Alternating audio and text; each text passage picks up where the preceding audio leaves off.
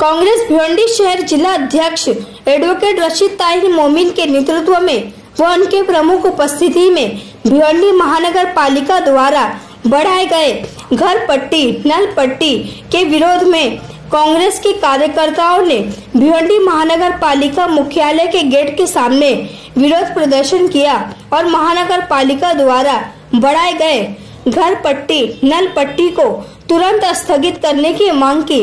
आइए देखें इसकी एक रिपोर्ट।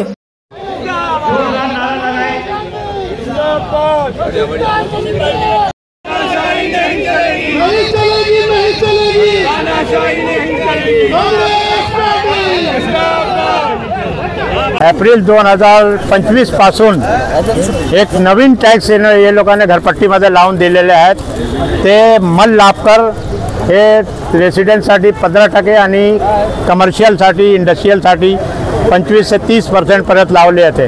तसाच जल लाभकर लावलेले आहेत। हे धोरणात्मक निर्णय आहेत। हे कमिशनरला काय अधिकार नाही।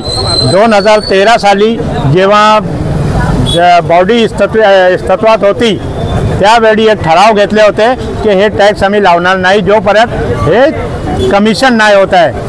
कोणती ड्रेनेज लाईन आणि वॉटरची जी 100 MLDची स्कीम आहे। मी त्यावेळी आमदार होतो, खासदार साहेब सुरेश तावरे होते, त्यावेळी हे ठराव घेण्यात आले होते।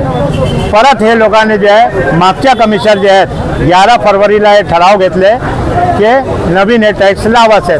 नवीन टॅक्स आमच्या विरुद्ध आम्ही बोलले की 4 महिन्यामध्ये निवडणूक होणार आहेत। आम्ही जे पत्र दिले आहे कमिशनर साहेबला 4 महिने निवडणूक होईल, जे निवडून आलेले नगरसेवक असतील ते जनरल बोर्डमध्ये तसा ठराव घेतील। त्याला घ्यायचे असेल घेतील, नाही घ्यायचे असेल नाही घेतील। आमच्या क्लिअर बोलणं आहे इथे 1 महिन्याचा वेळ दिला होता, 1 महिन्यात हे लोकांनी नाही निर्णय घेतले तर आज आम्ही धरणा मोर्चा इथे आयोजित केलेले आहेत। कमिशनर साहेबांच्या आम्हाला एकच विनंती आहे की तुरंत हे 2 टॅक्सवर स्टे द्या।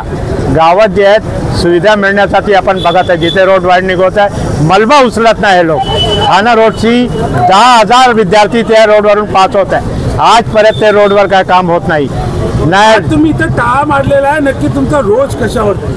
रोज जे आहेत शहरमध्ये आज 2.5-3 वर्षापासून जे भारतीय जनता पार्टीची सरकार आहेत त्यांनी कमिशनर बसून ठेवलं, काही काम होत नाही। जेव्हा बोलायला जातं बोले पैसे ना पैसे जातात कुठे? महापालिकेच्या गेटला आज ताला ठोकलाय काँग्रेसने बिलकुल।